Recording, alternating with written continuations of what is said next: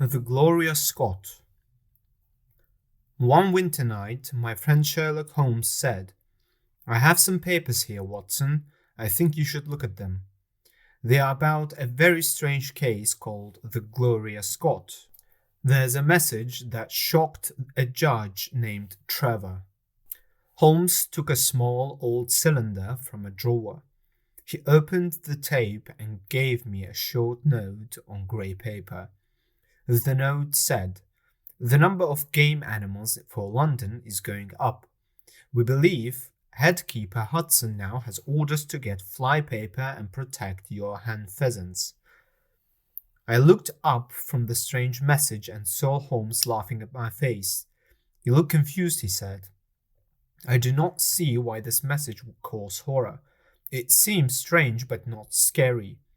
Maybe, but the man who read it was a strong old man. It shocked him like a pistol shot." "You make me curious," I said. "Why do you want me to study this case?" "Because it was the first case I worked on." I had tried many times to ask Holmes why he started working on crimes, but he never wanted to talk about it. Now he leaned forward in his chair. He put the papers on his knees. He lit his pipe and spent some time smoking and reading them. "Have you never heard me talk about Victor Trevor?" Holmes asked. "He was my only friend during the 2 years I was at college. I was not very social, Watson. I liked to stay alone in my room and think in my own way. So I did not spend much time with other students. I liked fencing and boxing, but I did not like many sports.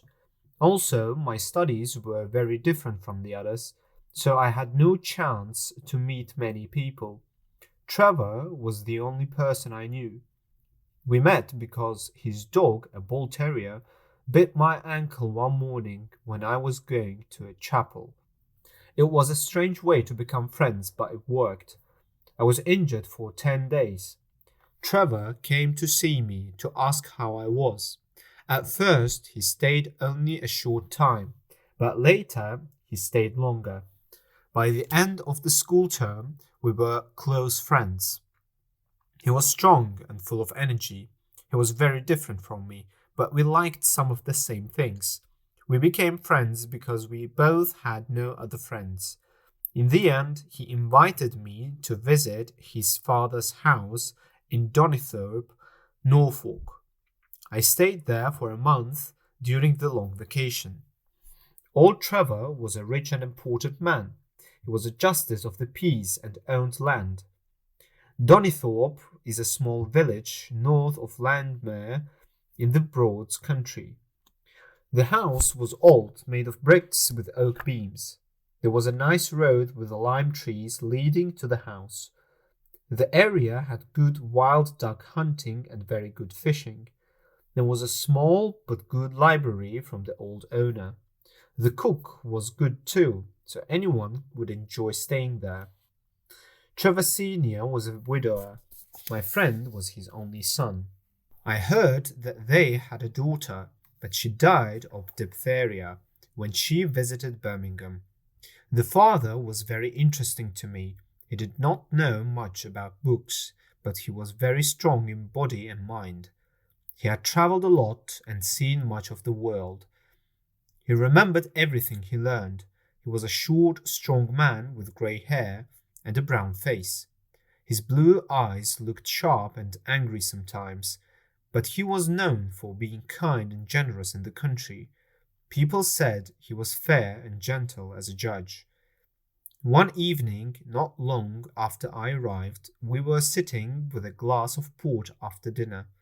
Young Trevor started talking about my habits of watching people and making guesses from what I saw. I had already made this a system, but I did not yet know how important it would be in my life. The old man thought his son was making my small skills sound bigger than they were. "Come now, Mr. Holmes," he said with a friendly laugh. "I'm a good subject if you can guess anything about me." "I think there is not much," I said, "but I can guess that in the last year you have feared some personal attack." His smile disappeared and he looked at me in surprise. That is true, he said. You know, Victor, when we caught that gang of poachers, they swore they would stab us. Sir Edward Hawley has even been attacked. I have been careful since then, but I don't know how you find out. You have a fine stick, I said. I saw from the words on it that you have had it less than a year. You have made a hole in the head of it and put in melted lead to make it a strong weapon. I thought you would not do this unless you feared danger. Anything else? He asked, smiling. You did a lot of boxing when you were young. Right. How did you know? Is my nose a little crooked? No, I said. It's your ears. They are flat and thick in a way that comes from boxing. Anything else? You have done much digging because of the hard skin on your hands. I made all my money in the gold fields. You have been to New Zealand. Right again. You have visited Japan. That is true. And you have been very close to someone with the initials J.A., and later you wanted to forget them completely, I said. Mr. Trevor slowly stood up and stared at me with wide blue eyes. Then he fell forward onto the table, fainting. You can imagine, Watson, how shocked his son and I were. The fainting did not last long. We opened his collar and sprinkled water from a finger glass onto his face. He gasped and then sat up. Ah, boys, he said with a smile, I hope I didn't scare you. I may look strong, but my heart is weak, and it doesn't take much to knock me down. I don't know how you do this, Mr. Holmes, but I think no real or fictional detective could match you. That's your true work in life, and you can believe me, I have seen something of the world. That praise and his high opinion of me was the first thing that made me think I could turn what had been only a hobby into a profession. At that moment, however, I was too worried about his sudden illness to think about that. I hope I didn't upset you, I said. Well, you touched on a sensitive subject. May I ask how you know and how much you know? He spoke half jokingly, but I could still see fear in his eyes. It's very simple, I said. When you pulled that fish into the boat, I saw the initials J.A. tattooed inside your arm. The letters were clear, but the skin was stained and blurred from trying to remove them. It was clear that those initials once meant a lot to you, but later you wanted to forget them. What sharp eyes you have, he said with relief. You are right, but let's not talk about it. Old lovers are the worst ghosts. Come to the billiard room and have a cigar. From that day, even though Mr. Trevor was friendly, there was always some suspicion in his manner toward me. His son even noticed it. You have shaken the governor so much, he said, that he will never be sure of what you know or don't know. I'm sure he didn't want to show it, but it was always on his mind, and it showed in his actions. At last, I felt so sure that I was making him uneasy that I decided to end my visit. However, the day before I left, something happened that later proved to be important. We were sitting on the lawn in garden chairs, enjoying the sun and looking at the view over the Broads. A maid came out and said that a man at the door wanted to see Mr. Trevor. What is his name? My host asked. He will not give one. What does he want then? He says you know him and that he only wants to speak for a moment. Bring him here. A moment later, a small thin man came towards us. He walked in a lazy, bent way and acted shy. He wore an open jacket with a tar stain on the sleeve, a red and black check shirt, dungaree trousers, and heavy worn-out boots. His thin brown face looked shy, and he had a constant smile that showed crooked yellow teeth. His wrinkled hands were half closed, like a sailor's hands often are. As he walked across the lawn, I heard Mr. Trevor make a strange sound in his throat. He jumped up and ran into the house. When he came back, I could smell strong brandy on him. Well, my man, he said, what can I do for you? The sailor looked at him with squinted eyes and the same loose smile. You don't know me? He asked. Why, it's Hudson, said Mr. Trevor in surprise. Yes, sir, Hudson it is, said the sailor. It's more than 30 years since I last saw you. Here you are in your fine house, and I am still eating salt meat from the barrel. You will find I haven't forgotten old times, said Mr. Trevor. He went toward the sailor and whispered something. Then, speaking louder, he said, Go into the kitchen and you will get food and drink. I'm sure I can find you a job. Thank you, sir, said the sailor, touching his hat. I've just finished 2 years on a slow ship with too few men. I want a rest. I thought I could get it either with Mr. Beddoes or with you. Oh, said Trevor, you know where Mr. Beddoes is? Yes, sir. I know where all my old friends are, said the man with a strange smile, and he followed the maid to the kitchen. Mr. Trevor told us quietly that he had been on the same ship with this man when he was going to the goldfields. Then he left us and went inside. An hour later, when we went into the house, we found him lying dead drunk on the dining room sofa. The whole event gave me a bad feeling, and I was glad to leave Donnithorpe the next day. I felt that my visit had come uncomfortable for my friend. All this happened during the first month of the long vacation. I went back to my rooms in London, where I spent 7 weeks doing experiments in organic chemistry. One day, when autumn was nearly over and the vacation was ending, I received a telegram from my friend. He begged me to return to Donnithorpe, saying he badly needed my advice and help. Of course, I stopped everything and travelled north again. He met me at the station with a dog cart. I saw at once that the last 2 months had been hard for him. He looked thin, tired, and worried, and he no longer had the loud, cheerful manner he used to have. The governor is dying, were his first words. Impossible, I cried. What is wrong? Apoplexy, nervous shock. He has been close to death all day. I doubt if we will find him alive. You can imagine, Watson, how shocked I was by this sudden news. What caused it? I asked. That is the question. Get in and we can talk while we drive. Do you remember the man who came the evening before you left us? Perfectly. Do you know who it was we let into the house that day? I have no idea. It was the devil, Holmes, he cried. I looked at him in surprise. Yes, the devil himself. We have not had one peaceful hour since. The governor has never been the same after that evening. Now his life is crushed and his heart broken, all because of that cursed Hudson. What power did he have then? That is what I most want to know. The good, kind, generous old governor, how could he have fallen under the power of such a villain? But I am so glad you have come, Holmes. I trust your judgment and carefulness. I know you will advise me well. We drove quickly along the smooth white country road, with the long stretch of the Broads shining red in the light of the setting sun. On our left, from a small wood, I could already see the tall chimneys and the flagpole of the squire's house. My father first gave the man a job as a gardener, my companion said.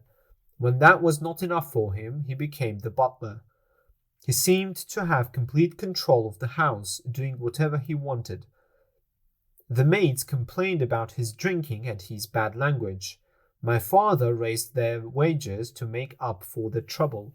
Hudson would take the boat and my father's best gun and go on little shooting trips. He always had a sneering, rude look on his face. I wanted to hit him many times, but he was not my age. I have had to control myself all this time, Holmes.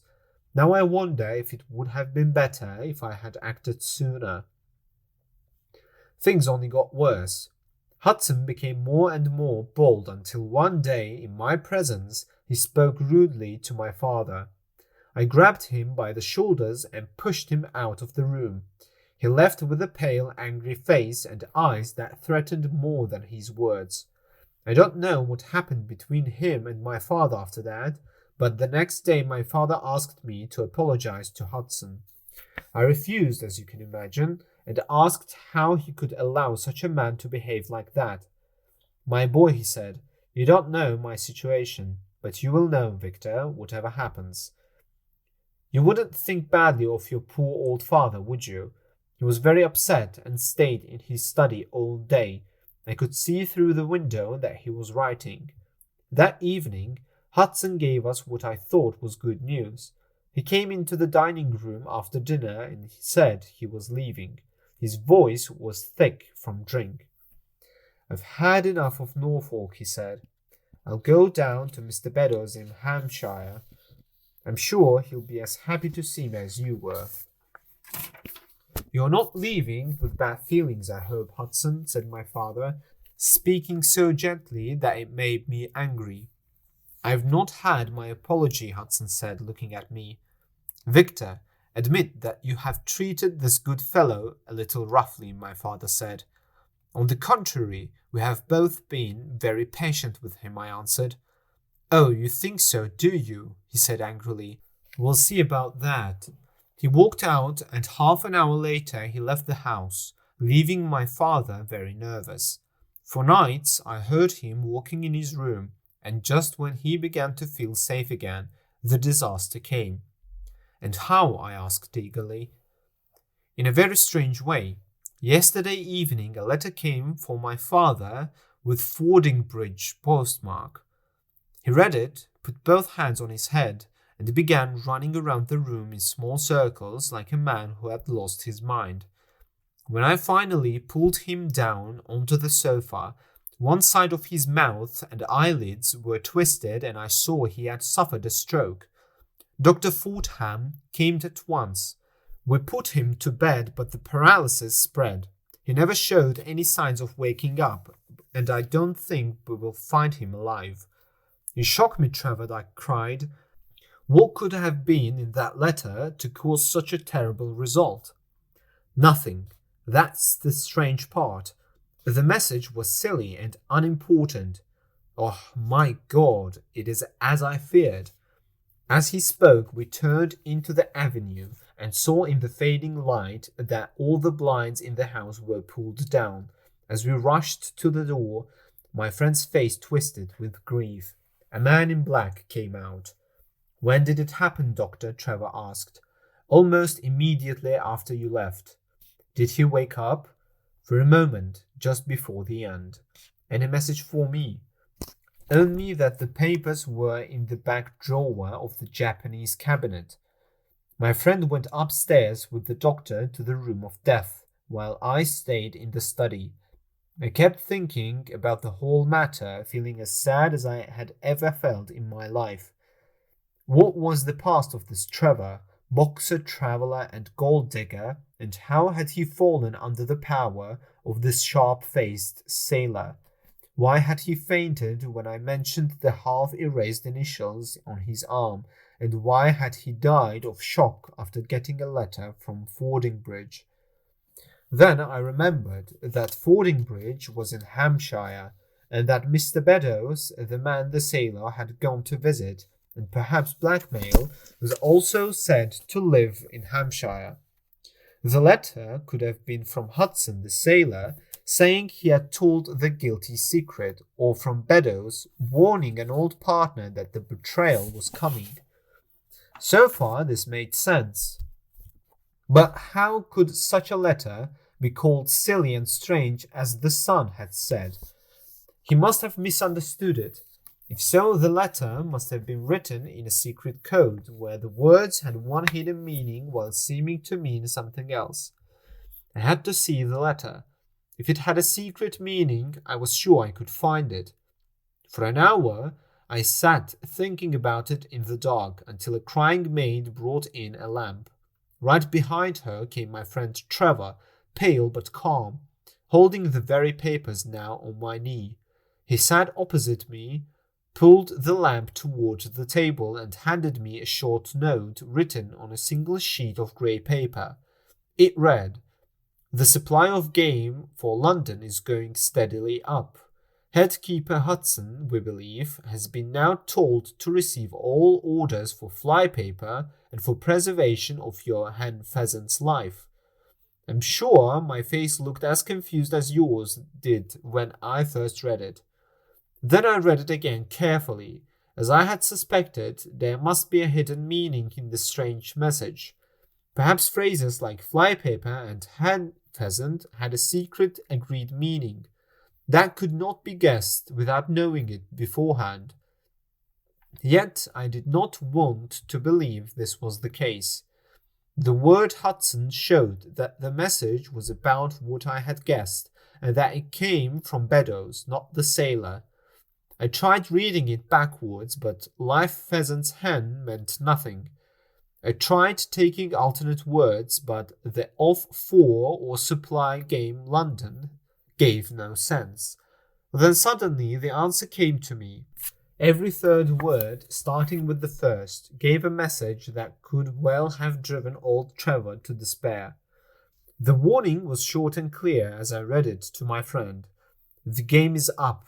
Hudson has told all. Fly for your life. Victor Trevor put his face in his shaking hands. It must mean that, he said.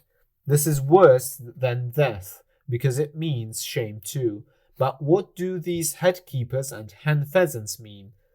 It does not mean anything in the message, but it helps us if we do not know who sent it.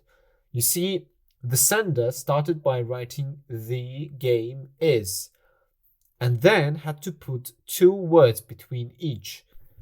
He used the first words he thought of. Many words are about hunting, so he's probably a good shot or likes raising birds. Do you know anything about Beddoes? Now that you say it, he said, I remember my poor father was invited by him to hunt on his land every autumn. Then the note is definitely from him, I said. Now we must find out what secret the sailor Hudson had to scare these rich and respected men. Sadly, Holmes, I think it is about sin and shame, my friend said. But I will tell you everything. Here is a statement my father made when he knew Hudson was dangerous. I found it in the Japanese cabinet as he told the doctor. Please read it to me, because I am too weak and afraid to do it myself. These are the papers, Watson, which he gave me. I will read them to you as I did that night in the old study. The papers are marked on the outside. Some details of the voyage of the barque Gloria Scott, from her leaving Falmouth on October 8, 1855, to her destruction in north latitude 15 degrees 20, west longitude 25 degrees 14 on November 6. It is written like a letter and goes like this. My dear son, now that the shame is coming at the end of my life, I want to be honest with you. I'm not afraid of the law, losing my place in the county, or what people think of me. What hurts me most is the thought that you, who love and respect me, might feel ashamed of me. If the bad thing happens that I fear, I want you to read this letter so you know my side of the story. But if everything goes well, and I hope it will, and if this letter is still here and you find it, I ask you, for the love of your mother and our family, to burn it and never think about it again. If you are reading this, I will have already been caught and taken from home, or more likely, I will be dead, with my secrets buried forever. In any case, the time to hide the truth is over. Everything I say here is the full and true story, and I swear it as I hope for mercy. My name is not Trevor, my dear boy. When I was younger, I was James Armitage. You can now understand why I was shocked a few weeks ago when your colleague friend talked to me as if he knew my secret. As James Armitage, I worked in a London bank, was found guilty of breaking the law, and was sent away to a prison colony. Don't think badly of me, boy. It was a debt of honor. I used money that was not mine, thinking I could pay it back before anyone noticed. But bad luck followed me. The money never came, and the problem was found early. The law was very strict 30 years ago. On my 23rd birthday, I was chained with 37 other prisoners on the ship Gloria Scott, going to Australia. It was 1855 during the Crimean War. The old convict ships were busy in the Black Sea, so the government used smaller ships for prisoners. Gloria Scott used to carry tea from China, but it was old and slow. She was a 500-ton ship. Besides the 38 prisoners, she carried 26 crew members, 18 soldiers, a captain, 3 assistants, a doctor, a chaplain, and 4 guards. Nearly 100 people were on the ship when we left Falmouth. The walls between the prisoners' cells were thin and weak, not thick oak as usual. The man next to me at the back was someone I noticed when we were let down the quay. He was a young man with a clear, hairless face, a long, thin nose, and strong jaws. He held his head high and walked proudly. He was very tall, over 6.5 feet. Among many sad and tired faces, his looked full of energy and strength. It was like a fire in a snowstorm. I was happy he was my neighbor. I was even happier when late at night I heard a whisper near my ear and found he had made a hole in the board between us. "Hello, friend," he said. "What's your name and why are you here?" I told him and asked his name. "I'm Jack Prendergast," he said. "You will be glad to know me before this ends." I had heard about his case before. It was famous in the country before I was arrested. He came from a good family and was very clever, but had bad habits. He had tricked London merchants to get a lot of money. "Ha ha, you know my case," he said proudly. "Yes, I do. Do you remember something strange about it?" "What was that?" "I got nearly £250,000, right?" "That's what they said." "But none of it was found, right?" "No." "Where do you think the money is?" he asked. "I don't know," I said. He said, "Right between my finger and thumb. I have more money than you have hairs on your head. If you have money and know how to use it, you can do anything. A man like me will not sit in the dirty old mouldy shiphold. No, sir, such a man looks after himself and his friends. You can be sure of that. Hold on to me, and I will help you." That was how he talked. At first I thought it was just talk, but later, when he trusted me and made me swear to keep the secret, he told me about a plan to take control of the ship. 12 prisoners had planned it before they came on board. Prendergast was the leader, and his money helped the plan. He said, "I had a partner, a very good man, loyal like a barrel to a stock. He is the ship's chaplain now, with papers and money to buy the ship. The crew belonged to him. He bought them before they joined the ship. He has 2 warders and the second mate on his side. He would even buy the captain if he wanted." I asked, "What will we do then?" He said, "What do you think? We will make the soldiers' red coats redder." I said, "But they have weapons." He said, "So do we. Every one of us has pistols. If we can't take the ship with the crew on our side, we should all go to a school for young ladies.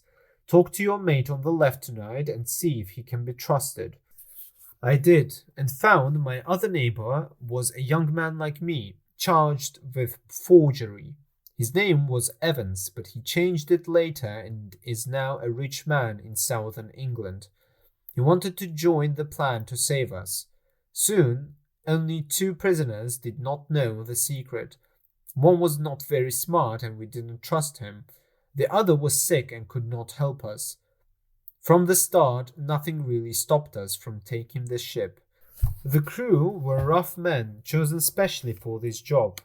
The fake chaplain often came into our cells to preach, carrying a black bag.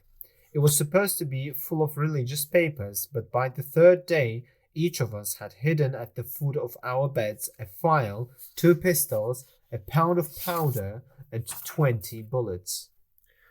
Two of the warders worked for Prendergast, and the second mate was his close helper. The only people against us were the captain, the two mates, two warders, Lieutenant Martin, his 18 soldiers, and the doctor. Even though it was easy, we decided to take no risks and attack suddenly at night. But the attack happened sooner than we planned, and here's how. One evening, in the third week after we left, the doctor came to see a sick prisoner. He put his hand on the prisoner's bed and felt the shape of pistols. If he had stayed calm, he might have ruined our plan without anyone noticing. But he was a nervous little man, so he gave a cry of surprise and turned pale. The prisoner understood immediately and grabbed him. Before he could shout, we gagged him and tied him to the bed. He had unlocked the door to the deck and we rushed through it. The two guards were shot, and so was a corporal who came running. There were two more soldiers at the door of the stateroom, but their muskets didn't seem to be loaded. They never fired and were shot while trying to fix their bayonets. Then we ran into the captain's cabin. As we opened the door, there was an explosion inside. The captain was lying dead with his brains on the chart of the Atlantic. The chaplain stood beside him with a smoking pistol. The crew had already seized the two mates, and it seemed the whole job was done. The stateroom was next to the cabin, and we rushed in and sat on the benches, all talking at once, excited to feel free again. There were storage lockers all around. Wilson, the fake chaplain, broke one open and pulled out 12 bottles of brown sherry. We broke the necks of the bottles, poured the wine into the glasses, and were just drinking when suddenly we heard muskets fire. Smoke filled the room so we could not see across the table. When the smoke cleared, the place was a scene of horror. Wilson and 8 others were lying on the floor, wounded or dying. We were so shocked that we might have stopped everything if it hadn't been for Prendergast. He roared like a bull and ran for the door, the rest of us following. On the deck stood the lieutenant and 10 soldiers. The skylights above the saloon had been slightly open, and they had fired through the gap. We reached them before they could reload. They fought bravely, but we outnumbered them. In 5 minutes it was over. When the fight ended, only the warders, the mates, and the doctor were left against us. That's when a big argument started. Some of us were happy to be free, but did not want more murders. Killing armed soldiers in battle was one thing, but killing helpless men in cold blood was another. 8 of us, 5 convicts and 3 sailors, said we would not allow it, but Prendergast and his men refused to listen. He said the only safe way was to kill everyone who could speak against us in court. It almost came to us being killed too, but at last he said we could take a boat and leave. We quickly agreed, tired of the bloodshed and sure it would get worse. We each got a set of sailors' clothes, a barrel of water, 2 casks, one of salted meat and one of biscuits, and a compass. Prendergast gave us a map, told us to say we were shipwrecked sailors whose ship had sunk at 15 degrees north, 25 degrees west, then cut the rope and let us go. And now, my dear son, I come to the most surprising part of my story. When we left the ship, the sailors put the foreyard back in place, and with a light wind from the northeast, the bark slowly sailed away from us. Our boat rose and fell on the smooth waves. Evans and I, who were the most educated, sat in the sheets working out our position and deciding which coast to aim for. It was a difficult choice. The Cape Verde Islands were about 500 miles to the north, and the African coast about 700 miles to the east. As the wind turned north, we decided Sierra Leone was the best choice and headed that way. The bark was now far away, almost out of sight to our right. Suddenly, we saw thick black smoke rise from her, hanging in the sky like a huge tree. A few seconds later came a loud roar like thunder, and when the smoke cleared, the Gloria Scott was gone. In an instant, we turned the boat and rowed as fast as we could toward the place where a thin haze still hung over the water. It took us an hour to get there, and at first we thought we were too late to save anyone. Broken pieces of boat, crates, and bits of the ship floated on the waves, but no one was in sight. We were about to give up when we heard a cry for help. At a distance, we saw a piece of wreckage with a man lying on it. When we pulled him into our boat, we found he was a young sailor named Hudson. He was so badly burned and exhausted that he could not tell us what had happened until the next morning. After we had left, Prendergast and his men killed the 5 remaining prisoners. The 2 warders were shot and thrown overboard, as was the 3rd mate. Only the 1st mate was left. He was brave and quick. When he saw Prendergast coming toward him with a bloody knife, he kicked off his ropes, which he had managed to loosen, and ran down the deck into the back storage area. A dozen convicts followed him with pistols. They found him sitting beside an open barrel of gunpowder with a box of matches in his hand. There were 100 barrels like it on board. He swore that if anyone touched him, he would blow up the whole ship. An instant later there was an explosion. Hudson believed that a convict's bullet, not the mate's match, caused it. Whatever the cause, it destroyed the Gloria Scott and the criminals who controlled her. So, my dear boy, that is the story of this terrible event I was caught up in. The next day, a bridge called the Hotspur, sailing for Australia, rescued us. The captain easily believed we were survivors from a passenger ship that had sunk. The Admiralty recorded the transport ship Gloria Scott as lost at sea, and no one ever learned her true fate. After a good voyage, the Hotspur landed us at Sydney. There, Evans and I changed our names and went to the goldfields. Among the crowds from all over the world, it was easy to hide our past. The rest of the story is simple. We became successful, travelled and returned to England as rich colonials. We bought country homes and lived peaceful and useful lives for more than 20 years. We thought our past was gone forever. Imagine my shock when I saw the sailor who came to us and recognized him at once as the man rescued from the wreck. Somehow he had found us and decided to live off our fear. Now you can understand why I tried to keep peace with him, and why I am so afraid now that he has gone to his other victim with threats on his lips. Under this was written in a shaky hand. Beddoes writes in cipher to say H has told all. Sweet Lord, have mercy on our souls. That was the story I read that night to young Trevor. It was dramatic, Watson. The poor man was heartbroken and went to plant tea in Terray, where I hear he's doing well. As for the sailor and Beddoes, neither was ever seen again after the warning letter. They both disappeared completely. No one went to the police, so Beddoes must have thought a threat was already in action. Hudson had been seen nearby, and the police believed he had killed Beddoes and fled. But I believe the opposite. I think Beddoes, desperate and believing he had already been betrayed, killed Hudson and fled with as much money as he could. Those are the facts, Doctor, and if they are useful to your collection, you are welcome to them.